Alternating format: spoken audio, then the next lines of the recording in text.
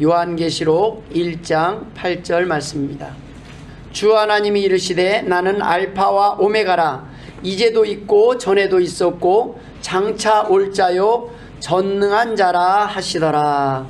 아멘. 한 해의 마지막 순간이 지났습니다. 오늘은 한 달의 끝을 보내고 새로운 시작이 되는 날입니다. 다시는 되돌려 줄 수 없는 시간이 2022년이었습니다. 바로 조금 전입니다. 그런데 그 조금의 시간을 두고 우리는 한 해가 넘어왔습니다.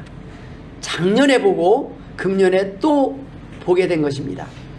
오늘 본문에서 하나님은 어떤 분이라고 소개하고 있습니까? 시작과 끝이 되신 하나님입니다. 나는 알파와 오메가라 라고 소개하고 있습니다. 알파는 헬라어 문자의 첫 글자고 오메가는 마지막 글자입니다. 하나님은 처음과 끝이 되신다는 것입니다. 모든 시대와 세대의 주인이 되시고 또한 그 하나님께서 심판주요 또 장차 이 땅에 구름 타고 오셔서 심판하실 분이라는 말씀입니다. 우리가 믿는 하나님은 심판하시는 하나님입니다. 그분이 이 땅에 다시 오실 때에는 심판하러 오십니다. 그런데 그 심판에 앞서서 우리에게 피할 길을 열어주셨습니다. 그리고 믿고 순종하면 또한 이 땅에 살아갈 때 도와주신다고도 약속하셨습니다. 바로 본문에서 소개하듯이 그 도와주시는 분이 바로 전능하신 하나님이라는 것이 중요합니다. 미국의 남부 도시에서 있었던 일입니다. 장성한 4아들을 둔 어머니가 병원에서 임종을 하게 되었습니다. 그 어머니는 아들들이 이 침대에 둘러 누워 있는 것을 보고 마지막으로 한 명씩 이름을 불렀습니다. 그리고 엄마에게 키스로 작별 인사를 하라고 했습니다. 첫째 아들, 둘째 아들, 셋째 아들에게는 차례로 얘야 엄마에게 굿나잇 키스를 해다오 라고 부탁을 했습니다. 그런데 막내 아들에게만은 얘야 엄마에게 굿바이 키스를 해다오 라고 했답니다. 막내 아들은 이상해서 어머니에게 물어보았습니다. 어머니, 왜 형들에게는 굿나잇 키스를 요구하시고 저에게는 굿바이 인사를 요구하십니까? 그러자 어머니는 마지막 힘을 내어서 다음과 같이 말을 했습니다. 얘야, 너의 형들은 이제 머지않아 저 영광스러운 천국에서 엄마와 다시 만나게 된다. 그러나 너와는 오늘이 마지막이다. 이 엄마는 너에게 예수 그리스도를 믿으라고 진리를 여러 번 가르치고 인도했지만 너는 끝내 내 고집대로 어두운 길로 가버리고 말았어. 그러니 나는 너를 다시 만날 수가 없을 것이다. 그래서 내 형제들과는 굿나잇이지만 너와는 지금 굿바이 인사를 할 수밖에 없는 것이다. 이 말을 들은 막내 아들은 어머니의 침대에 엎드리며 눈물을 터뜨렸습니다. 어머니, 저도 굿나잇 인사를 다시 하겠습니다. 어머니, 저도 깨달았습니다. 이제 저도 어머니가 믿는 예수 그리스도를 믿고 어머니를 천국에서 다시 보기를 원합니다. 어머니는 마지막 순간까지 막내 아들이 구원받기를 원했습니다. 마지막 순간에까지 막내 아들이 저 천국에서 다시 보기를 원하며 막내 아들에게 복음을 전했던 것입니다. 어머니의 눈에는 하나님께 감사의 눈물을 흘렸고 어머니의 손은 어느덧 그 막내 아들의 머리를 쓰다듬며 마지막 임종을 맞이하게 됩니다. 여러분, 우리는 죽을 때 가장 마음에 걸리고 남은 게 무엇이겠습니까? 이 땅에 다른 것들은 다 내려놓을 수 있어요. 그런데 여러분, 마지막에 나는 천국 가는데 내 자녀는 천국 가지 못할 때 아마 가장 마음에 걸릴 것입니다. 우리 부모는 천국 갔는데 나는 또 천국 가지 못해도 후회될지 모릅니다.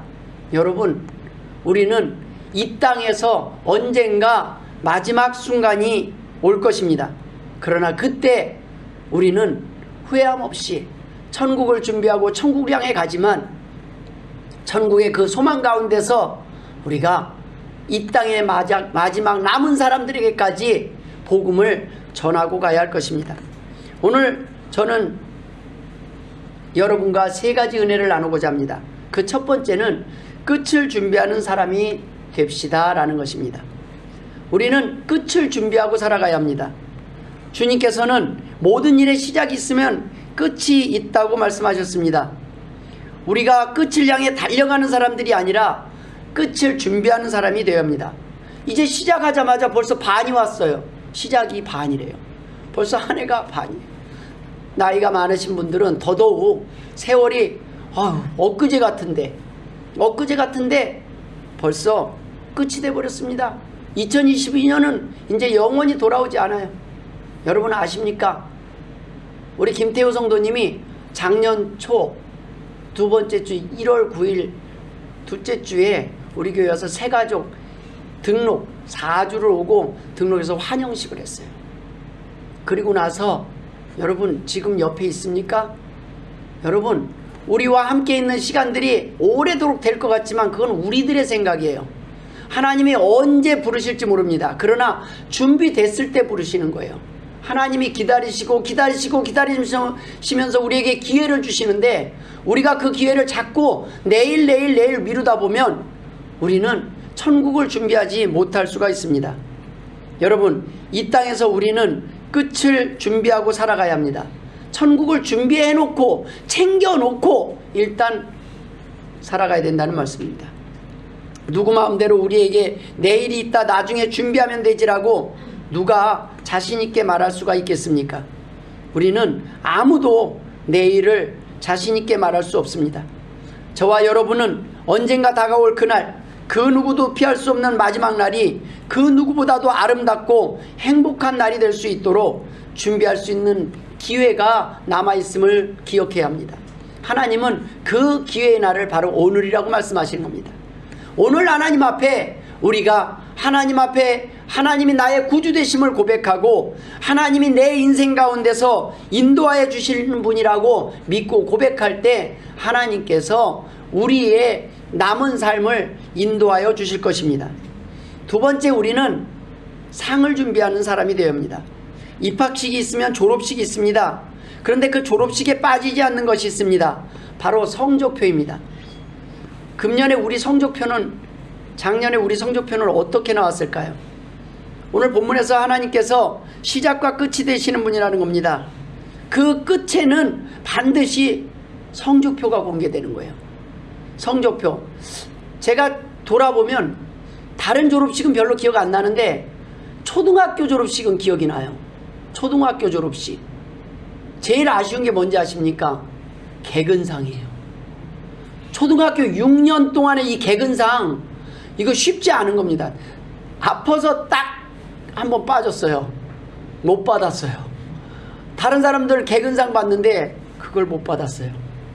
참 아쉽더라고요. 그 못 받으니까 더 아쉬워요. 뭐 별거 아닌데 그냥 열심히 학교만 다니면 되는 건데. 근데 여러분 그 개근상 그거 하나님의 은혜예요. 건강해야 받을 수 있는 거더라고요. 한 번도 안 아파야 돼요. 금년에도 크고 작은 사고들이 있었습니다. 이태원 참사도, 엊그제는 또 방음터널 참사도. 그 사람들이, 그때 사망한 사람들이 다른 사람들과 다른 무슨 특별한 죄 때문이나 저주를 받아서 목숨을 잃었다고 생각하십니까? 아닙니다. 우리와 별반 크게 다를 바 없는 사람들입니다. 그런데 어떤 사람은 그때 하나님이 부르셨고 어떤 사람은 오늘 이렇게 남겨두셨습니다. 어떤 사람을 부르셨습니까? 그 사람에게 주어진 기회의 시간이 다 된 사람입니다. 이 땅에서 주어진 사명의 시간이 다 되었다는 말씀입니다. 에녹이나 엘리야처럼 사명이 끝나는 순간 죽음을 경험하지 않고 부르시기도 하셨습니다. 왜 그러셨을까요? 성경에 에녹하고 엘리야는 승천을 했어요. 죽음을 보지 않고. 그 기록을 왜 남겨두셨을까요? 죽음이 끝이 아니라는 겁니다. 죽지 않을 수 있다는 거예요. 우리의 삶이, 우리 인간은 그냥 죽으면 다 묻혀갖고 이렇게, 그게 아닐 수 있다는 겁니다. 하나님은 모든 사람들에게 하나님께 돌아올 기회와 구원받을 기회를 허락하셨습니다. 그러나 많은 사람들이 나에게는 아직 시간이 많이 있다, 천천히 결정해도 될 거다 라고 생각하고 미룰 수가 있습니다. 그러나 여러분, 생각보다 시간이 많지 않을 수 있습니다. 마태복음 24장에는 그러므로 깨어있으라. 어느 날에 너희 주가 임할는지 너희가 알지 못함이니라. 여러분, 우리가 한 해를 지나고 나서 마지막 순간에 그저 살아낸 것만으로 만족할 수도 있을 것입니다. 감사할 수도 있을 것입니다. 나는 상 안 받아도 돼. 나는 그냥 졸업한 것만으로도 감사해. 그러나 이것은 게으른 자에 합리하여 핑계일 뿐입니다. 우리에게 심판은 그렇게 가볍게 지나갈 만한 내용이 아닙니다. 그 누구도 이 세상에 상 받는 자리를 원하지 않는 사람은 없습니다. 상을 위해 땀을 흘리기를 원치 않을 뿐입니다. 희생이 싫을 뿐입니다. 땀을 흘리지 않고 상을 기대할 수 없음을 알기에 그저 상을 포기한 것 뿐입니다. 그러나 하나님은 우리에게 참으로 새해라는 거 별거 아닌데 다시 퉁 치고 새 도화지를 주는 거예요. 우리 도화지 한번 그리다가 망치면 그림 그릴 맛 안 나잖아요. 예? 그러니까 다시 한번 시작해보라고 새 종이를 줘보는 거예요. 야, 망친 거 내려놓고, 망친 거 다 잊어버리세요. 새해 2023년 이제 새 도화지에 여러분 그림을 그리시면 됩니다. 또 이 새해 하다 보면 작심삼일이에요. 며칠 못 가요. 그러면 또 새로운 한 주를 주고 새로운 한 달을 주고 새로운 한 날을 주십니다. 그러면 또 그날 연습하세요. 열심히 우리는 하나님께서 주신 그 새로운 기회를 놓치지 않고 다시 넘어졌지만 새로운 날 다시금 일어나서 또 출발할 수 있다는 말씀입니다. 아유, 어제 실패했으니까 나는 안 돼. 나는 작년에 나는 내 인생은 안 돼. 이게 아니라 하나님은 그래도 돼. 다시 한번 시작해봐 라고 말씀하십니다. 세 번째, 우리는 행복한 시작을 선택하기를 원합니다. 모든 사람에게 새로운 시작이 준비되어 있습니다.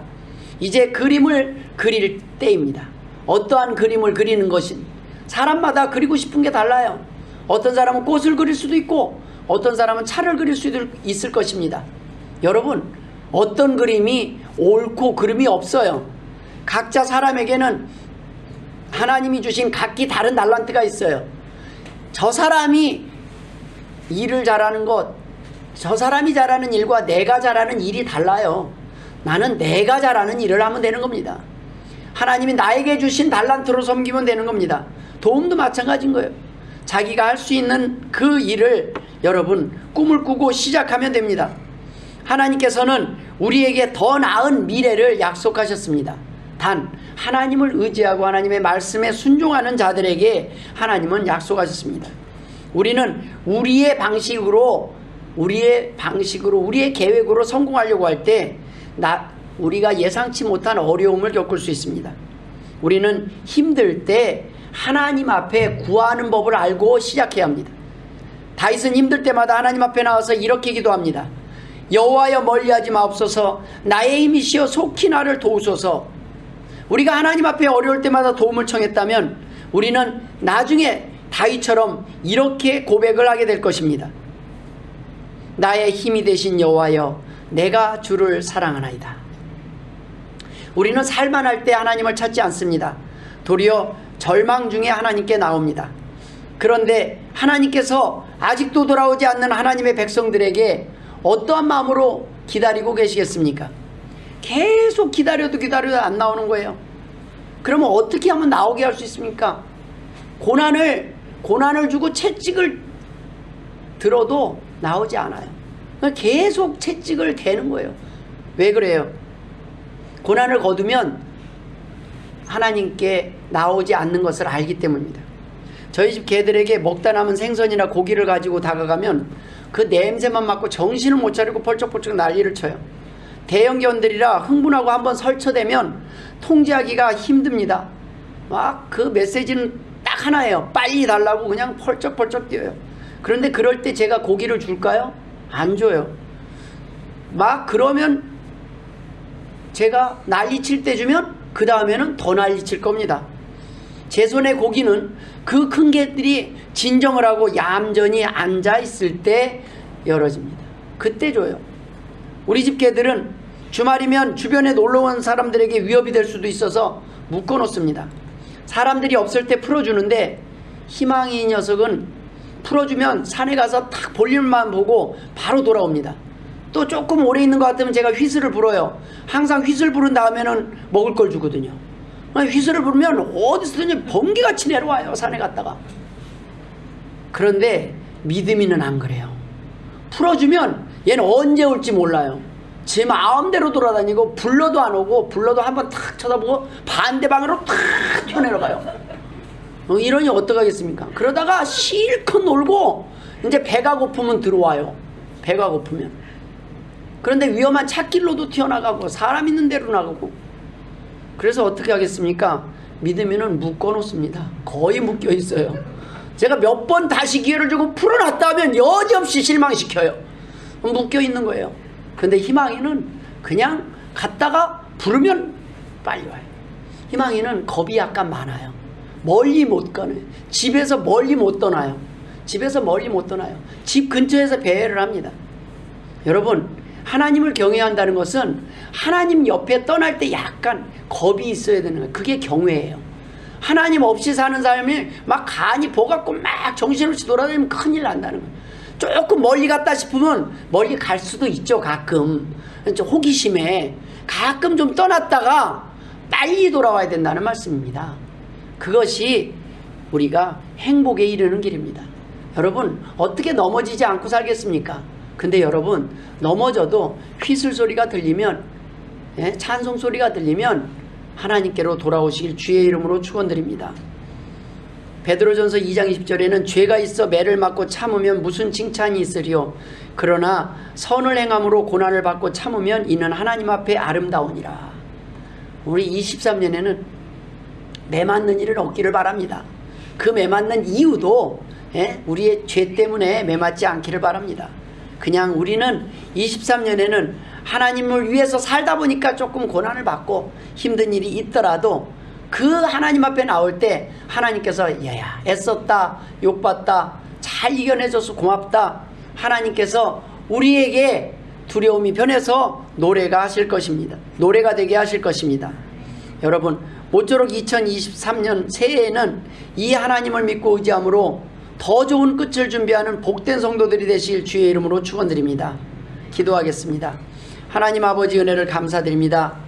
새해에 하나님께서 우리에게 새로운 선택의 기회를 주셨습니다. 이제는 옳은 선택을 하게 하여 주옵소서. 갈 바를 알지 못할 때 말씀을 통하여 인도하여 주시고, 그 말씀이 우리에게 약이 됨을 믿고 말씀에 순종하는 주의 복된 성도들 되게 하여 주옵소서. 감사하며 예수님의 이름으로 기도드리옵나이다. 아멘.